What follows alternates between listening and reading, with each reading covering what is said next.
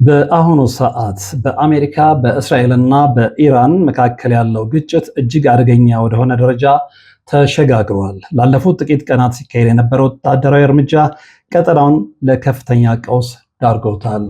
ሰላም ጤና ይስጥልን። በሀገር ውስጥና በመላው ዓለም የምትገኙ ወደ ቻናል ተከታታዮች ይህ ወርቅ አፈራው ሁለት ቻናል ነው።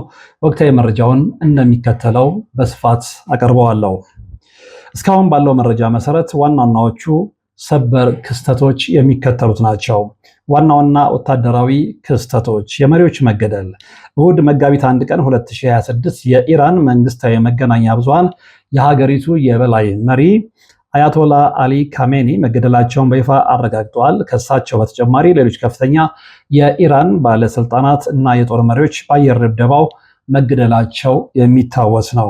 የአየር ድብደባው ቀጣይነት: አሜሪካና እስራኤል በኢራን የኒውክሌር ማዕከላት፣ ሚሳኤል ማስወንጨፊያዎችና የጦር ሰፈሮች ላይ በመቶዎች የሚቆጠሩ የድብደባ ዘመቻዎችን እያካሄዱ ይገኛሉ። ፕሬዚዳንት ትራምፕ ጥቃቱ ዓላማው እስኪሳካ ድረስ ለሳምንታት ሊቀጥል እንደሚችልም አስታውቀዋል። የኢራን አጸፋዊ ምላሽ ምን ይመስላል? ኢራን በአጸፋው በእስራኤል ከተሞች ቴል አቪቭ እና ሃይፋ እንዲሁም በባህሬን፣ በኳታር እና በኩዌት በሚገኙ የአሜሪካ የጦር ሰፈሮች ላይ የሚሳኤል ጥቃት ሰንዝራለች። ጦርነቱ ከመቆም ይልቅ ተፋፍሞ ቀጥሏል። የደረሱ ጉዳቶች: የሰው ህይወት እስካሁን ባለው መረጃ በኢራን ውስጥ ከ555 በላይ ሰዎች መገደላቸው ተገልጿል። በአሜሪካ በኩል ደግሞ 4 ወታደሮች መገደላቸውን ፔንታጎን በይፋ አረጋግጧል።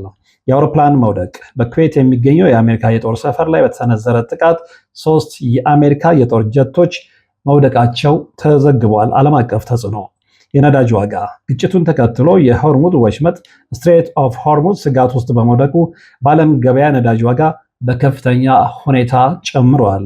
የበረራ መስተጓጎል: በብዙ ሺህ የሚቆጠሩ ዓለም አቀፍ በረራዎች ተሰርዟል ወይም መስመራቸውን ቀይረዋል። ሁኔታው በየደቂቃው እየተጋገረ ስለሆነ ዓለም አቀፍ መረጃዎችም በዛው መጠን እየተለዋወጡ እየቀረቡ ነው። ጦርነቱ በቅርብ ይቆማል ወይ ለሚለው ጥያቄም ብዙዎች መልስ ማግኘት ይፈልጋሉ። በአሁኑ ወቅት ግልጽ የሆነ አዎ ወይም ደግሞ አይደለም የሚል ምላሽ ለመስጠት አስቸጋሪ ነው። ሆኖም ያሉትን ተጨባጭ ሁኔታዎች ስንመለከት ነገሮች ወደ ሰላም ከመምጣት ይልቅ ይበልጥ እየተወሳሰቡ መሄዳቸውን የሚያሳዩ ምልክቶች አሉ። ጦርነቱ በቅርብ እንዳይቆም እንቅፋት የሆኑት ዋና ዋና ምክንያቶች ተብለው የተጠቀሱት የሚከተሉት ናቸው። አንደኛው የከፍተኛ አመራሮች መገደል ነው። የኢራን የበላይ መሪ አያቶላ አሊ ካሜኒ መገደል ለኢራን ትልቅ ብሔራዊ ውርደትና ቁጣን የፈጠረ ክስተት ሆኖ አልፏል። ይህ አይነቱ ክስተት ብዙውን ጊዜ ድርድርን አስቸጋሪ ያደርገዋል። ምክንያቱም የኢራን ወታደራዊ አመራሮች የበቀል እርምጃ የመውሰድ ግዴታ እንዳለባቸው ስለሚያምኑ ነው። ሁለተኛው የአሜሪካ እና የእስራኤል ዓላማ: ፕሬዚዳንት ትራምፕ እና የእስራኤል መሪዎች የኢራንን የኒውክሌር አቅምና የሚሳኤል ክምችት ለአንዴና ለመጨረሻ ጊዜ ለማዳከም ቆርጦ የተነሱ ይመስላሉ። ግባቸው የኢራንን አቅም ማሽመድመድ ስለሆነ ይህ ዓላማ እስካልተሳካ ድረስ ጥቃቱ ሊቀጥል ይችላል ነው የተባለው። ሶስተኛው የኢራን አጋሮች ፕሮክሲ ግሩፕስ: በሊባኖስ ያለው ሂዝቦላ፣ በየመን የሚገኙት ሁቲዎች እና በኢራቅ ያሉ አማጽያን ለኢራን ድጋፍ በመስጠት ወደ ጦርነቱ በስፋት እየገቡ ነው። ይህ ደግሞ ጦርነቱ በአንድ አካባቢ ብቻ ተወስኖ እንዳይቀርና ለረጅም ጊዜ እንዲቆይ ያደርገዋል። ጦርነቱ በቅርብ ሊቆም የሚችልባቸው አጋጣሚዎችና ተስፋዎችም ተተንብየዋል። ዓለም አቀፍ ጫና: የነዳጅ ዋጋ መናርና የዓለም ኢኮኖሚ መናጋት እንደ ቻይናና አውሮፓ ያሉ ኃይላትን ወደ ጣልቃ ገብነት ሊያመጣቸው ይችላል። የውስጥ አለመረጋጋት: በኢራን ውስጥ ያለው ህዝባዊ ተቃውሞና የመንግስት መዳከም ኢራንን ወደ ድርድር ጠረጴዛ እንድትመጣ ሊያስገድዳት ይችላል ተብሏል። በአጠቃላይ አሁን ባለው የጥቃትና የፍጥነት የቁጣ ደረጃ ጦርነቱ በቅርብ ቀናት ውስጥ ይቆማል ብሎ ማሰብ ይከብዳል የሚል አስተያየት እየሰጠ ነው። ይልቁንም በሚቀጥሉት ሳምንታት ግጭቱ ወደ ጎረቤት ሀገራት ሊስፋፋ የሚችልበት እድል ሰፊ ነው የተባለው። ስለ ግጭቱ ኢኮኖሚያን ጫና ወይም በኢትዮጵያ ላይ ሊኖረው ስለሚችለው ተጽዕኖም ይፋ የወጣ መረጃ አለ። አንደኛው ኢኮኖሚ ጫና ወይም የኑሮ ውድነት ነው። እንግዲህ ኢትዮጵያ አብዛኛውን የኢንዱስትሪና የትራንስፖርት ግብዓቶችን ከውጭ የምታስገባ በመሆኗ ጦርነቱ በቀጥታ የኢትዮጵያውያንን ኪስ ሊጎዳ ይችላል፣ ሊነካ ይችላል ነው የተባለው። አንደኛው የነዳጅ ዋጋ ምናር ነው። የዓለም የነዳጅ ዋጋ ሲጨምር በኢትዮጵያም የትራንስፖርትና የሸቀጦች ዋጋ በከፍተኛ ሁኔታ ይጨምራል። ይህ ደግሞ አሁን ያለውን የዋጋ ግሽበት ኢንፍሌሽን ይበልጥ ያባብሰዋል ተብሏል። የአቅርቦት መቆራረጥ ሌላኛው ምክንያት ነው። የቀይ ባህር መስመር ለጦርነት ቀጠና መቅረቡ ወደ ኢትዮጵያ የሚገቡ ማዳበሪያዎች፣ መድኃኒቶችና ሌሎች አስፈላጊ ቁሳቁሶች እንዲዘገዩ ወይም ዋጋቸው እንዲሰቀብ ያደርጋል።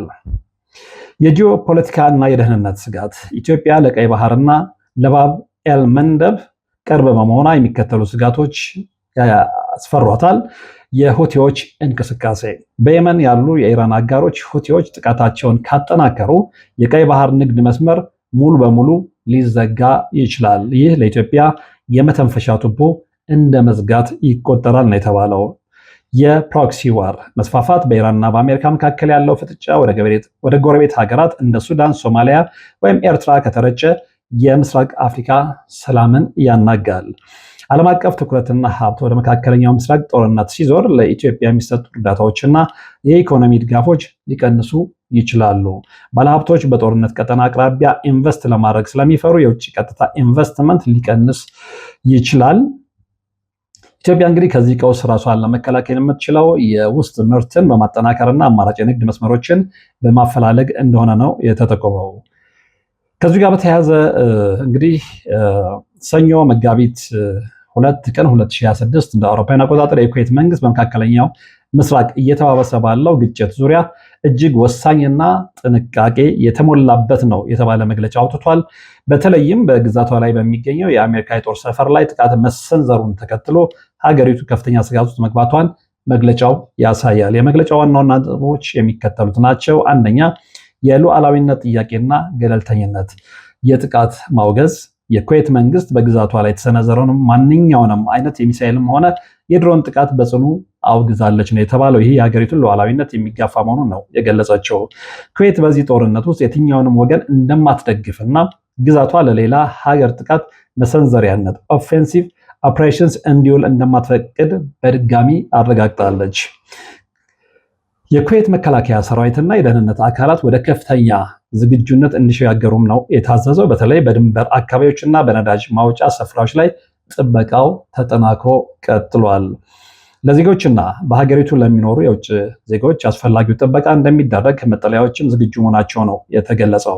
ኩዌት የተባበሩት መንግስታት ድርጅትና የዓለም አቀፍ ማህበረሰብ በአስቸኳይ ጣልቃ በመግባት የተኩስ አቁም እንዲደረግ ጥሪ አቀርባለች። ቀጠናው ወደማይመለስ ጥፋት እየተጓዘ ነው በማለት ለጎረቤት ሀገራት የሰላም መልእክትም አስተላልፋለች። ኩዌት በአሁኑ ወቅት የሁለቱ ተፋላሚዎች መናኸሪያ ሆናለች።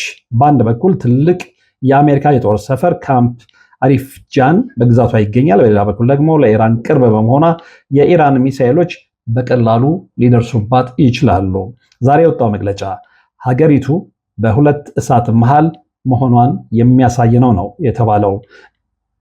በኩዌት የሚገኙ ኢትዮጵያውያን ደህንነትን በተመለከተ ወይም ስለ በረራ መቋረጥ የሚከተለው መረጃ ወጥቷል። በኩዌት የሚገኙ ኢትዮጵያውያን ደህንነትና የበረራ ሁኔታን በተመለከተ ያሉት ወቅታዊ መረጃዎች የሚከተሉት ናቸው። በኩዌት የሚገኘው የኢትዮጵያ ኤምባሲና የውጭ ጉዳይ ሚኒስትር ሁኔታውን በቅርብ የተከታተሉ እንደሚገኙ ነው የተነገረው። እስካሁን ባለው መረጃ መሰረት በኩዌት የሚኖሩ ኢትዮጵያውያን ከወታደራዊ የጦር ሰፈሮች በተለይ ካምፕ አሪፍ ጃን እና አሊ አልሳሌም አካባቢ እንዲርቁና የኩዌት መንግስት የሚያወጣቸውን የደህንነት መመሪያዎች እንዲከተሉ ጥሪ ቀርቧል። ዜጎች በማህበራዊ ሚዲያ የሚናፈሱ ያልተረጋገጡ ወሬዎችን ከመስማት ይልቅ ከኤምባሲው የሚወጡ ይፋዊ መረጃዎችን እንዲከታተሉም ተመክረዋል። እስካሁን ባለው መረጃ በኩዌት በሚኖሩ ኢትዮጵያውያን ላይ የደረሰ ቀጥተኛ የህይወት ወይም የአካል ጉዳት ሪፖርት አልተደረገም ነው የተባለው። ጦርነቱ የአየር ክልሉን አደገኛ ስላደረገው በረራዎች ላይ ከፍተኛ መስተጓጎልን ፈጥሯል። የኢትዮጵያ አየር መንገድን ጨምሮ በርካታ ዓለም አቀፍ የአየር መንገዶች ወደ ኩዌት፣ ኢራንና አካባቢው ሀገራት የሚያደርጓቸውን በረራዎች ለጊዜው አቋርጠዋል ወይም ቀንሰዋል። ክፍት የሆኑ በረራዎችም ቢሆኑ የጦርነት ቀጠናውን ላለመንካት ረጅም መንገድ እየዞሩ ስለሚበሩ የጉዞ ሰዓት መጨመርና የትኬት ዋጋ መናር ይታያል። የኩዌት ዓለም አቀፍ አውሮፕላን ማረፊያ በከፊል ክፍት ቢሆንም ቅድሚያ ለወታደራዊና ለድንገተኛ ጊዜ በረራዎች እየተሰጠ ነው። ለኢትዮጵያ የሚሰጡ ምክሮች፣ ፓስፖርትና ሰነዶች፣ የጉዞ ሰነዶቻችሁንና መታወቂያዎቻችሁን በቅርብና ዝግጁ አድርጋችሁ ያዙ። ወደ ኢትዮጵያ ለመመለስ ያቀዳችሁ ካላችሁ በረራው ከመሰረዙ በፊት ከአየር መንገዱ ጋር በየቀኑ ተገናኙ። ከኢትዮጵያ ኤምባሲ ጋር የሚያገናኙ የአስቸኳይ ጊዜ ስልኮችን መያዝ ይኖርባችኋል። በኩዌት በሚገኝ የቅርብ ዘመድ አለዎት ካለ ወይም ካሉ ይህንን መረጃ ያደርሷቸው። እንግዲህ ከሰሞኑ ካለው ነባራዊ እውነት ወይም ደግሞ ወቅታዊ መረጃ ጋር በተያያዘ ወደ እናንተ ያደረስነው መረጃ የተከታተላችሁት ነበረ።